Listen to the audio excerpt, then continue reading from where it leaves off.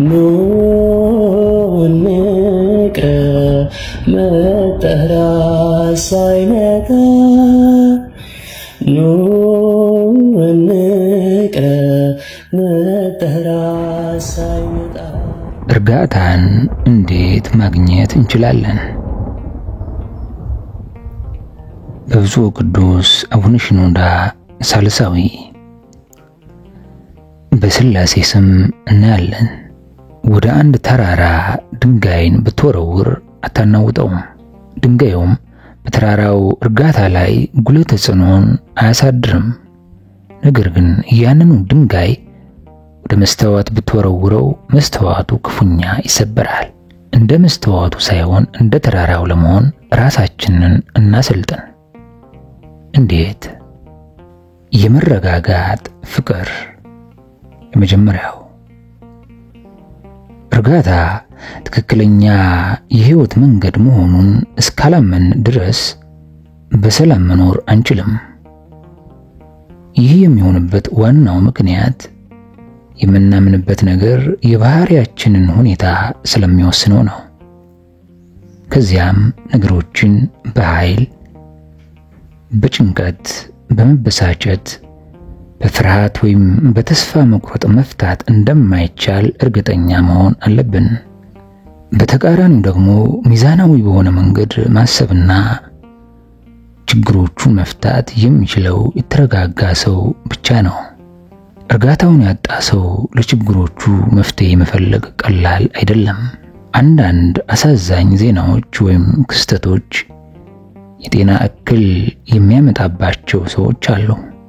መጥፎውን ዜና በሰሙ ቁጥር እንደ ስኳር በሽታ፣ የደም ግፊት፣ የጨጓራ ቁስለት ወይም የነርቭ መጎዳት ያሉ ችግሮች ያገረሹባቸዋል። አንተም ይህን የምትሰማ ሆይ ከላይ ያየናቸውን የእርጋታ እጦት የሚያስከትላቸውን ጎጂ ውጤቶች ባለመዘንጋት ሁልጊዜ በእርጋታ ውስጥ ለመቆየት ሞክር። በዚያውም ወደ ሰላም አደባባይ የሚመሩን መንገዶች የሙጥኝ በል። በእርጋታ የሚያስብ ሰው ሐሳቡ ጤናማና ጠንካራ እንደሆነ ጥርጥር የለውም። የአይነቱ ሰው ነገሮችን በቅጡ ለመረዳት፣ ድምዳሜ ላይ ለመድረስ ወይም ፍሬ ነገሩን ተገንዝቦ መፍትሄ ለመፈለግ አይቸገርም። የተረጋጋ ልብ ሰላማዊ መፍትሄዎችን ያፈልቃል እንጂ ችግርን አይፈጥርም። ሁለተኛው የተፈጥሮ እርጋታ ይሆናል። የተረጋጋ ተፈጥሯዊ አካባቢ መረጋጋትን ወደ ሰዎች መንፈስ ያስተላልፋል። የተፈጥሮ መረጋጋት የሰዎችን የባህሪ እርጋታ ያደረጃል። ብዙ ሰዎች ወደ መናፈሻዎችና የአትክልት ስፍራዎች መሄድን የሚወዱት በዚህ ምክንያት ነው። ጸጥ ባለ ተፈጥሯዊ ከባቢ ውስጥ የሚገኙ ውብ የተፈጥሮ ትዕይንቶች ነርቮቻቸውን ያረጋጉላቸዋል። ይህንን አይነቱን የተፈጥሮ ተጋላጭነት በየቀኑ ማግኘት የሚቻል ስላልሆነ ቢያንስ በሳምንቱ መገባደጃ ቀናት ላይ ሊያደርጉት ይችላሉ። አንዳንድ ሰዎች ውብ ገጽታ ወዳለው ገጠራማ አካባቢዎች መጓዝን ምርጫቸው ሊያደርጉ ይችላሉ። ብዙ ሰዎች ቢያንስ በቤታቸውና በሥራ ቦታቸው አካባቢ አበቦችን በመትከል ወይም በቤታቸው ግድግዳዎች ላይ ሰላማዊ የተፈጥሮ ትዕይንቶችን በመስቀል ይህንን የተፈጥሮ እርጋታ ለማግኘት ይሞክራሉ። ማንኛውም ሰው በቂ መጠን ያለው ንጹህ አየርና ውብ የተፈጥሮ እይታ ባለበት አካባቢ ለመኖር አይችል ይሆናል። ሆኖም ግን ባገኙት አጋጣሚ ሁሉ ሁለንተናዊ እርጋታን ወደሚጎናጸፉበት ጸጥተኛ ቦታዎች በመሄድ ማካካስ ይኖርባቸዋል። ሰላማዊ በሆነ አካባቢ መኖር የማይችሉ ሰዎች ቢያንስ በተወሰነ የጊዜ ልዩነት ውስጥ አካባቢያቸውን በመቀየር እረፍት እንዲያገኙ ይመከራሉ። ጌታችን መድኃኒታችን ኢየሱስ ክርስቶስ በተደጋጋሚ ደቀ መዛሙርቱን ወደ ገለልተኛ ስፍራ ይወስዳቸው እንደነበረ እናስተውላለን። አንዳንድ ጊዜ ወደ እርሻዎችና የአትክልት ቦታዎች ይወስዳቸዋል። አንዳንድ ጊዜ በተራሮች ላይ ወይም በባህር ዳርቾች አቅራቢያ ያስተምራቸው ነበር። የአምስቱ እንጀራና የሁለቱ ዓሣዎች ተአምር የተፈጸመው ከከተማ ወጣ ባለ ቦታ ላይ ነበር። በመከራው ዋዜማ እንኳን ወደ ጌቴሰማኒ የአትክልት ስፍራ ወስዷቸዋል። የበረሃ አባቶች ቀን በቀን በበረሃ ሰላም ውስጥ ተሰውረው ይኖራሉ። በዚህም የተነሳ ተደራራቢ ውጫዊ ጫናዎች ሳይኖሩባቸው በሰላም ኖረዋል። ብዙውን ጊዜ የገዳማት አባቶች ስሜታቸው የተረጋጋ የሚሆነው በዚህ ምክንያት ነው። ሁኔታዎችን እንዴት መቋቋም እንደሚችሉ በጥልቀት ለማሰላሰል የሐሳብና የልብ እርጋታ አላቸው። ስለዚህም የእነርሱን መመሪያ ለሚፈልግ ማንኛውም ሰው የተረጋጋ ምክር ለመስጠት የሚያስችል አርአያነት አላቸው። በስጋ ጸጥታ የነፍስን ሰላም እናገኛለን የሚለውን ገዳማዊ መርህ ከፊት ለፊታቸው አስቀምጠዋልና በስጋ ጸጥታ የነፍስን ሰላም እናገኛለን። በመደበኛ ገዳም ውስጥ በቂ ሰላም ያላገኘ መነኩሴ ቢኖር በተሻለ ሁኔታ የሰከነ ስሜትና ጸጥታ ወደሚገኝበት ዋሻ ውስጥ የተራራ መኖሪያ በመሄድ የላቀ የብሕትውና ኑሮን ይጀምራል። ለዚህም ነው አንዳንድ አባቶች የምንኩስናን ሕይወት የዝምታ ሕይወት የሚሉት። ብዙ መንፈሳዊ አባቶች ከቀኑ ግርግር ይልቅ የሌሊቱ መረጋጋት አብልጠው ይመርጣሉ። በሌሊት ጸጥታ ውስጥ የሚያደርጉት ጸሎቶቻቸው በቀን ብርሃን ከሚፈጽሙት ጸሎት የበለጠ ጉልበት አለው። ሶርያዊው ቅዱስ ይስሐቅ ሌሊት ለጸሎት የተተወች ናት ብሎ ነበር። ሌሊት ለጸሎት የተተወች ናት። በእግዚአብሔር ዳዊትም በ134ኛው መዝሙሩ ላይ እነሆ እግዚአብሔርን ባርኩ፣ በአምላካችን ቤት አደባባዮች የምትቆሙ እናንተ የእግዚአብሔር ባሪያዎች ሁላችሁ በሌሊት በቤተ መቅደስ ውስጥ እጆቻችሁን አንሱ፣ እግዚአብሔርንም ባርኩ፣ ሰማይንና ምድርንም የሰራ እግዚአብሔር ከጽዮን ይባርክህ ማለቱ አይዘነጋም። በአንድ ምሽት ምናልባትም በ1960 ዓመተ ምህረት በተራራ ላይ ባለው ዋሻዬ ውስጥ ሆኜ የሚከተሉትን መስመሮች በማስታወሻዬ ላይ መጻፌን አስታውሳለሁ።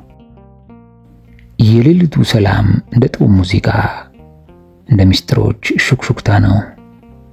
የነፋሱ ድምፅ ቀስ ብሎ ዜማውን ወደ ጆሮዬ ይቀጥላል። እንዳለመታደል ሆኖ አንዳንድ ከተሞች የሌሊትን ጸጥታ አበላሹት። ይልቁንም ምሽቱን የሁከት ድግስና የአስረሽ ምቹ ጊዜ አድርገውታል። በዚህም የሌሊቱን ክፍለ ጊዜ ከሰላምና ከጸሎት አርቀውታል። በዚህም የተነሳ ከሁሉ የተሻሉት የጸጥታ ቦታዎች ገዳማት ሆነዋል። በጥልቀት እየነካህና እያስጨነቀ ነው ወይንስ እንዲቆጣጠር ሳትፈቅድለት በሐሳብ ላይ የተንሳፈፈ? ለችግሩ የሰጠው ምላሽ ምንድን ነው? የተረጋጋ ነፍስ ችግሮቹ የቱንም ያክል የተወሳሰቡ ቢሆኑ በእርጋታ ይጋፈጣቸዋል። በችግሩ ክፉኛ ከተረበሽን ከፊታችን ያለውን የመፍትሄ መንገድ ሁሉ እንዲረብሸው ፈቅደንለታል ማለት ነው። ችግሩን ተገንዝበን ከተረጋጋን ግን ከችግሩ ባሻገር ያለው ሁሉም ነገር የተረጋጋ ይመስላል። ስለዚህ በእኛና በችግሩ መካከል ያለው ግንኙነት ሁኔታ የስሜታችንን መሰረት ይወስነዋል። እርጋታ የሌላት ነፍስ ሁልጊዜ ከፊቷ ተስፋ አስቆራጭና ጥፎን ሁሉ ትጠብቃለች። የተረጋጋ ሰው በጣም አስቸጋሪውን ዜና በእርጋታ ይቀበላል፣ በእርጋታም ያስተናግዳል። ውስጥ ደህንነት ከተሰማው ለአንዳች ተህዋሲ እንደተከተበ ሰው ረብሻው አጥፍቶ እንዳያልፍ የሚጠብቅ ቅጥር አለህ ማለት ነው። ጀርሙ ወደ ሰውነት ውስጥ ቢገባም እንኳ ሰውነትህን አይጎዳውም። በዓለም ውስጥ እስካለ ድረስ ከፍጹም ከችግር ማምለጥ አትችልም። ስለዚህ መፍትሄ የሚሆነው ችግሩ ሊያመጣ ከሚችለው ገፈት በላይ ራስህን ከፍ ለማድረግ ማሰልጠን ነው። በተግባራዊ ጉዳዮችና በዕለት ተዕለት ባህሪያችን ውስጥ ውጫዊ መረጋጋት እናገኝ ዘንድ የልብ መረጋጋት ያስፈልገናል። ልንለማመዳቸው ወይም ልንጠቀምባቸው የምንችላቸው ሁሉም አይነት የውጫዊ ሰላም መገለጫዎች ለውስጣዊ ሰላማችን አስተዋጽኦ ያደርጋሉ። በቀላሉ አትቆጣ። ምንም ያክል አስቸጋሪ ቢሆንም እንኳ ሁሉንም ነገር በእርጋታ መቀበል የተረጋጋ ሰው መገለጫ ነው። ውጫዊ ምክንያቶች ውስጣዊ ደህንነታችንን እንዲያናጉ መፍቀድ የለብንም። ጌታችን መድኃኒታችን ኢየሱስ ክርስቶስም ልባችሁ አይታወክ አይፍራም ብሏል። በድንጋጤ ገደብ አስቀምጥ። ራስህን ማረጋጋት ተለማመድ። ወደ አንድ ተራራ ድንጋይ ብትወረውር አታናውጠውም። ድንጋዩም በተራራው እርጋታ ላይ ጉልህ ተጽዕኖ አይኖረውም። ነገር ግን ያንኑ ድንጋይ ወደ መስታወት ብትወረውረው መስታወቱ ክፉኛ ይሰበራል። እንደ መስታወቱ ሳይሆን እንደ ተራራው ለመሆን ራሳችንን እናሰልጥን። የእሳት ቅንጣትን ወደ ገለባ ብንወረውር በፍጥነት ያቃጥለዋል። ያንኑ እሳት ወደ እርጥብ ዛፍ ብንወረውር ብዙም ሳይቆይ ይጠፋል። አንቺስ ከነዚህ ውስጥ የትኛውን ትመስላለህ? 5ኛ እምነት። አንድ ሰው እግዚአብሔር እንዳለ እስካመነ ድረስ እንደሚደግፈው እንደሚመራውና እንደሚጠብቀው እንዲሁም በክፉ አድራጊዎች ላይም እንደሚፈርድ እስካመነ ድረስ በችግሮች መካከል በእምነት ሊረጋጋ ይችላል። በእርግጠኝነት እግዚአብሔር ጣልቃ ገብቶ ከችግሩ ማምለጫ መንገድ እንደሚያበጅለት የሚያምን ሰው አልጥልም አልተውህም የሚለውን የጌታን ቃል አይዘነጋም። ይህ ሰው ሁሉን ነገር ለእግዚአብሔር አደራ ይተዋል። እናም አይፈራም፣ አይጨነቅም። እርሱን ወክሎ በሚሰራው በእግዚአብሔር ተማምኗልና። በእግዚአብሔር ርትዕና ጥበቃ የሚተማመኑ በችግሮች መምጣት አይደናገጡም። በአምላክ ላይ መታመናቸው ውስጣዊ ሰላምን ይሰጣቸዋል። እንደ እውነቱ ከሆነ እምነታቸው ከችግራቸው ባሻገር አዲስ አድማስ እንዲያዩ ያደርጋቸዋል። ነገሩ የሚያስጨንቅ ወይም የሚያስፈራ ቢመስልም በእርግጠኝነት እግዚአብሔር ወደ መልካም እንደሚለውጠው ያምናሉ። በእግዚአብሔር በመታመናቸው ምክንያት ከፍጹም ታዛዥነትና ውስጣዊ ሰላም ጋር ይኖራሉ። እምነት ማለት ምላሽ አልባ አቋም መያዝ ማለት አይደለም። የእምነት ሰው ሳይደናገጥ የተቻለውን ሁሉ ያደርጋል። ጉዳዩን ገና ከጀምሩ በእግዚአብሔር እጅ አድርጎ በሰው ዘንድ የማይቻል በእግዚአብሔር ዘንድ ይቻላል የሚለውን የመጽሐፍ ቅዱስ ቃል ይታመናል። ሉቃስ ወንጌል 18 ከቁጥር 27። አምላክ ሁሉንም ነገር የሚያይና ለሁሉም እንደሚገባው የሚከፍል እንደሆነ ይህንንም ለማድረግ ቻይ እንደሆነ እስካመን ድረስ እርጋታችን እንደምን ሊፈተን ይችላል? ለሚያምን ሰው ጸሎት ፍርሃትንና ሽብርን ይፈውሳል። በጸሎት ጊዜ ብቻህን እንዳልሆንክ ይሰማሃል። አንተን ሊረዳ የሚተጋ መለኮታዊ ኃይል በዙሪያህ እንዳለ ትተማመናለህ። ስለዚህም ፍጹም እርጋታና ደህንነት ይሰማሃል። 6ኛ የተረጋጉ ሰዎች ጋር አብሮ መሆን። በተረጋጉ ሰዎች ተከቦ የሚኖር ሰው እርጋታን በምላሹ ያገኛታል። በተቃራኒው ከተረበሹ ወይም ከተለዋዋጭ ሰዎች ጋር የሚኖር ያለውን እርጋታ እንኳን ያጣል። ስለዚህ የስነ ልቦና ሁኔታዎች አዘውትረው በዙሪያችን ካሉ ሰዎች ሊተላለፍ ይችላል። ፍርሃት፣ ጥርጣሬ ወይም ጭንቀት እንደ ወረርሽኝ ከአንድ ሰው ወደ ሌላ ሰው ይተላለፋሉ። በሌላ በኩል ከተረጋጉ ሰዎች ጋር መኖር መተማመንን፣ መረጋጋትንና ሰላምን ይስባል። ድንገት መጥፎ ዜና አንብበህ ትጨነቅ ይሆናል። ከዚያም አንድ የተረጋጋ ሰው ታገኛለህ። የተረጋጋው ሰው ይህንኑ ዜና በፍጹም እምነት እርጋታ ተቀብሎት ታገኛለህ። ምንም አይነት አስከፊ ነገር እንደማይከሰት እርግጠኛ ነው። የሱ እርጋታ የአንተን ይኮንናል። እናም ወዲያው አእምሮህ ይረጋጋል። ከተረጋጉ ሰዎች ጋር የምትኖር ከሆነ እምነታቸውንና እርጋታቸውን ሳትወድ በግድ መቀበልን አይቀርም። ከተትረፈረፈው የውስጥ ሰላማቸው ላንተ የሚተርፍ ሰላምን ማግኘት ትችላለህ። ህልውናቸው ምቾትን ስለሚሰጥህ ውስጥህ እንደነርሱ ለመሆን ያቃትታል። አእምሮ አንድን ችግር እንዴት እንደሚረዳና እንደሚያዋህድ፣ ነገሮችን እንዴት መረዳትና ችግሮችን መፍታት እንደሚችል እናም የተሻለውን መንገድ እንዴት እንደሚያገኝ ከእነርሱ ትማራለህ። ከዚህም በተጨማሪ ከእምነታቸው፣ ከትዕግስታቸው፣ ከጽናታቸውና እንዲሁም ከመጠበቅ ችሎታቸው ትማራለህ። ስለዚህ ከእንዲህ አይነት ሰዎች ጋር በመኖር የመረጋጋትን ተግባራዊ ምንጮች ለመማር ያስችላል። ከተረጋጉ ሰዎች ጋር መኖር ከሁሉ የተሻለ አረጋጊ መንፈስ ነው።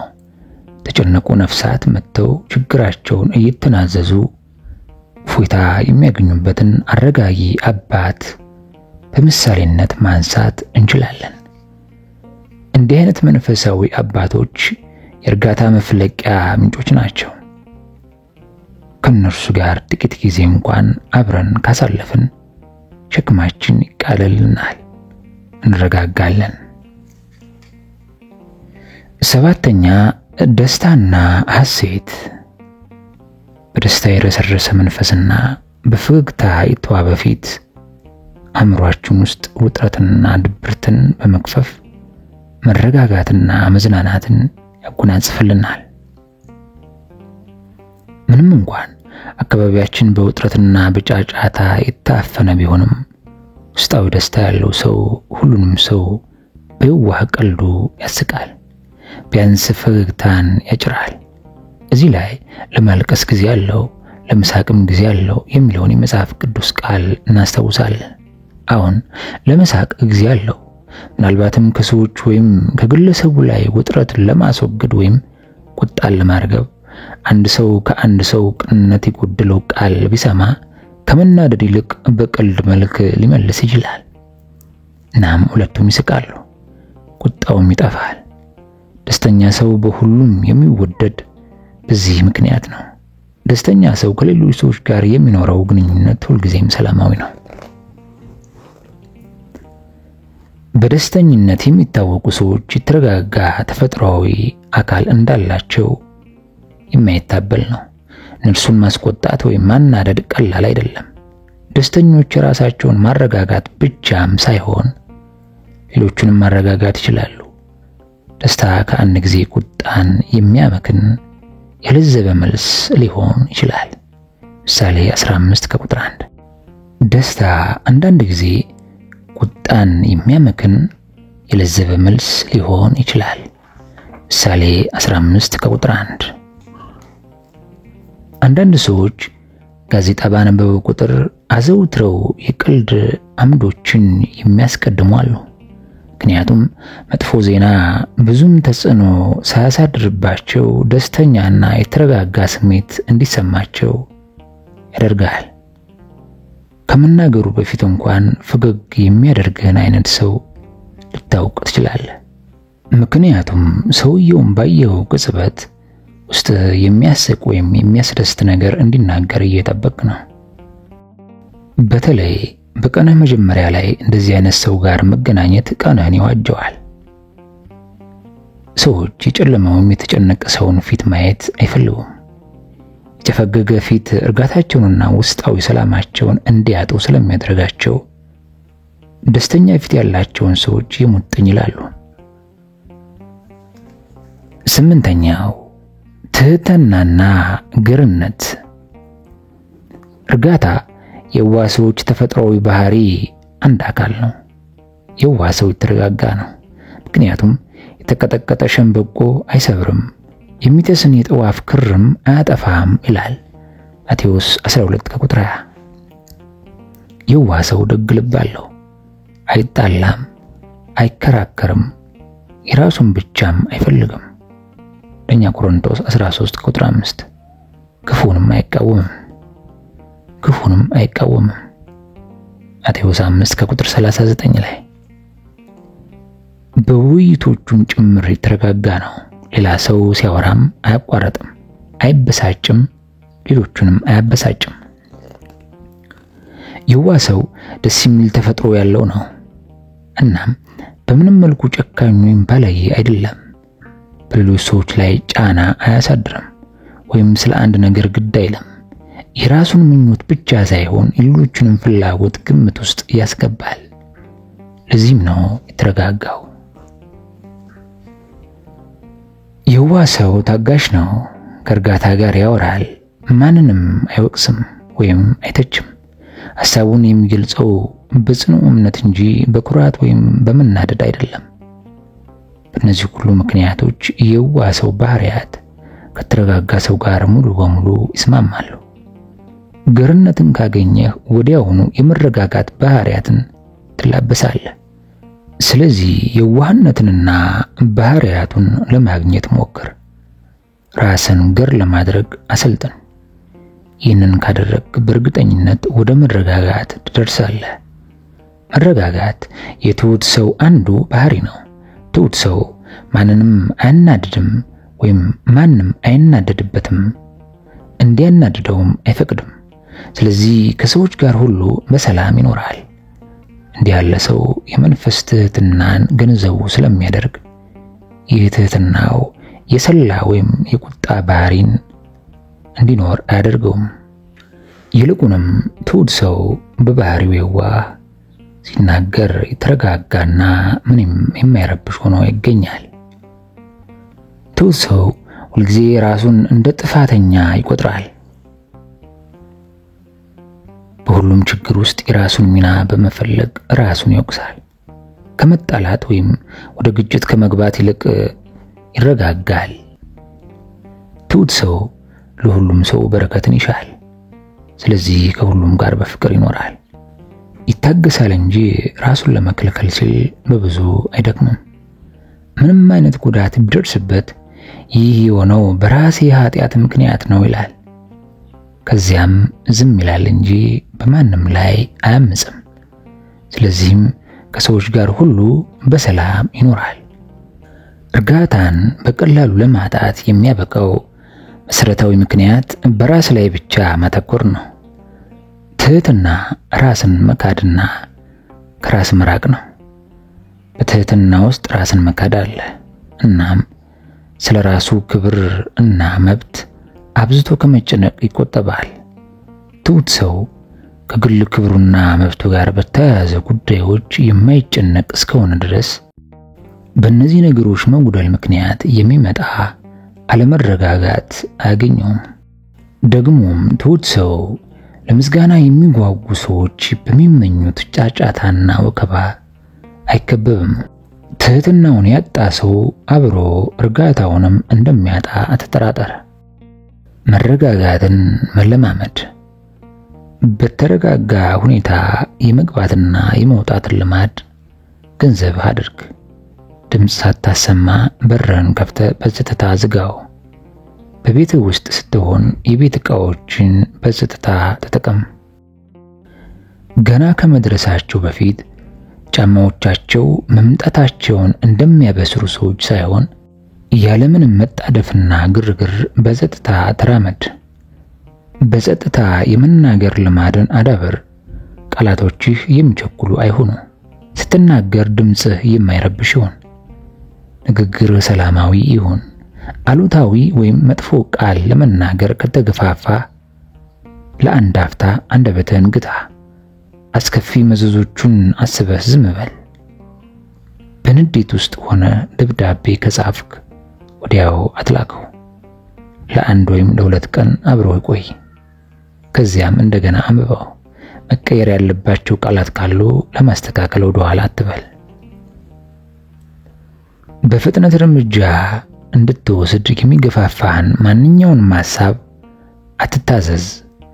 ነገሩን ከእያንዳንዱ አቅጣጫ በእርጋታ እስክትመረምረው ድረስ በትዕግስት ጠብቅ። ከችኮላ ለመራቅ ራስን አሰልጥን። ትዕግስት ማጣት የውስጣዊ ሰላም ማጣት መገለጫ እንደሆነ ልብ በል። ተረጋጋ ሰው ታጋሽ ነው። አንድ ሰው ትዕግስት ይጎድለኛል ቢልህ እንግዲያውስ እርጋታም ይጎድልሃል በለው። ምክንያቱም ሁለቱም አብረው ይሄዳሉና። ለሰውነትህ እረፍት ስጥ፣ ፍጹም አታድክመው። በድካም ውስጥ ያለ ሰው ለትዕግስት ባዳ ነውና።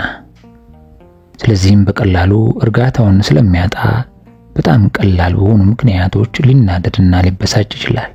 ስለዚህ በደከመህ ጊዜ የሰላ ውይይት ውስጥ አትግባ። እርጋታን ለመለማመድ የጾምን ጊዜ ተጠቀም። መጽሐፍ ቅዱስ ጾምን ቀድሱ ጉባኤውንም አውጁ ይላል። ኢዮኤል 2:15 ጌታ ኢየሱስ እንኳን በተራራ ላይ 40 የጾም ቀናትን በሰላም እንዳሳለፈ አስታውስ። ችግራችን ብዙ የጾም ቀናት ቢኖሩንም በዙሪያችን ጩኸትና ግርግር ስለሚከበን ከጾም ልናገኘው የሚገባንን ሙሉ ጥቅም አለማግኘታችን ነው። በተቻለ መጠን የሚያበሳጩን ነገሮች ቀድመ በማወቅ ከዙሪያ አስወግዳቸው። በእርጋታ እጦት ከተጠቃ ምክንያቶቹ ውስጣዊ ወይም ውጫዊ መሆናቸውን ልብ ብለህ ተመልከት። እናም ለእንደዚህ አይነት ሁኔታ መንስኤ የሆኑትን ሁኔታዎች አስወግድ። ከአባቶች አንዱ እንደተናገረው በእርሱ በኩል ጠላት እንደሚዋጋ ከደረስክበት ሰው ጋር አንዳችን ጉዳይ አይኖርህ። ደግሞም ከቁጡ ሰው ጋር ባልንጀራ አትሁን፣ ከወፍተኛ ጋርም አትሄድ። መንገዱን እንዳትማር ለነፍስም ወጥመድ እንዳታገኝህ የሚለውን የጠቢቡን ሰው ቃል በመታዘዝ ከከንቱ ክርክርና ከአምባጓሮ ትርቅ ዘንድ ባልንጀራህን ምረጥ። ምሳሌ 22:4-5 እንዲሁም ጫጫታ የሚበዛባቸው ቦታዎችና ከሚረብሹ ዜናዎች ራስህን አርቅ፣ ልብህንም ጠብቅ። ሌሎች ሰዎች ፍጹም ናቸው ወይም መልካም ናቸው ብለህ አታስብ። ከሰዎች ብዙ አትጠብቅ፣ ሌሎች ሲሳሳቱም አትበሳጭ። ሰዎች እንደዚህ ናቸውና ጥሩም መጥፎ ሊሆኑ ይችላሉ። ከተራ ሰዎች ጋር እንጂ ከመላእክትና ከቅዱሳን ጋር የተገናኘ እንደሆነ አድርገህ አታስብ። በተናደድክ ጊዜ ለማንም መልስ አትስጥ፣ ነገር ግን እስክትረጋጋ ድረስ ጠብቅ። ከዚያም ንግግሩን በቶሎ መቋጨት ወይም በሌላ ጊዜ ማስተላለፍ ካልቻልክ ቢያንስ ዝም በልና ለራስህ ይህ ለእኔ አይጠቅመኝም በል። እርጋታንና ጸጥታን ለማግኘት መድኃኒት አትጠቀም። የሚያረጋጉ እንክብሎች፣ የእንቅልፍ ክኒኖች፣ አልኮል ወይም ናርኮቲክ መውሰድ ዘላቂ እርጋታን አያመጣም። ይልቁንም ችግሮችን በተግባራዊ መፍትሄዎችና በመንፈሳዊ መንገዶች በጥበብ ለመፍታት ሞክር። በተጨማሪም ከችግሮችህ ለጊዜው በማምለጥ ወይም ወደ ውስጥ አመቀህ በማስቀረት መረጋጋትን አትፈልግ። ያ ጤናማ ያልሆነ መረጋጋት ነው። ለጊዜው እርጋታን ያገኘ ቢመስልም ውስጥህ ከመረጋጋት የራቀ ይሆናል። ቤት ውስጥ ችግር ካጋጠመ የችግሩ መፍትሄ ወደ ካፌ፣ ክለብ ወይም ባር ማምለጥ ነው ብለህ አታስብ። ወደ ቤትህ ስትመለስ ችግሩ አሁንም አፍትቶ ይጠብቅሃል። ምክንያቱም ለችግርህ ገና ተግባራዊ መፍትሄ አላገኘህለትምና። ማንኛውም አይነት የብልግናን ነገር ወይም ጉልበትን ከመጠቀም ተቆጠብ። ብልግናን በብልግና መልስ አትመልስ። ይህ መንፈሳዊ መንገድ አይደለምና። መጽሐፍ ቅዱስ ክፉን በመልካም አሸንፉ እንጂ በክፉ አታሸንፉ ይላልና ሮሜ 12:21። ችግሮች ከተወሳሰቡና መፍትሄ ማግኘት ካልቻልክ በዚህ ሁኔታ ውስጥ አእምሮህ ማሰብ እንደማይችል ከተሰማህ እርጋታን አጥብቀህ ፈልግ። መልካም ምክር ማግኘት ከቻልክ አታቅማማ። ምናልባት በምክር ውስጥ የሚያረጋጋና ሰላም የሚሰጥ ነገር ታገኛለህ። ምናልባት ለችግር መፍትሄ የሚያመጣ አንዳች ሐሳብ ልታገኝ ትችላለህ። ይህም ከፊትህ አዲስ በር እንደተከፈተ እንዲሰማ ያደርጋል። የምንኩስናና የመናኝነት መንፈስ በብርቱ ፍላጎትና በመሻት ጫና የሚፈጥረን ብስጭት በማክሰም የአእምሮ ሰላምን ይሰጣል።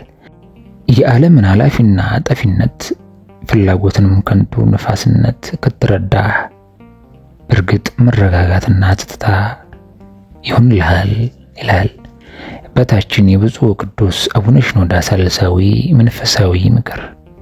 በቀጣይ በሌላ መንፈሳዊ ምክር እስክንገናኝ ሰማነውን በልቦናችን ያሳድርብን፣ የእርጋታ መንፈስም በውስጣችን ያሳድርብን። አሜን።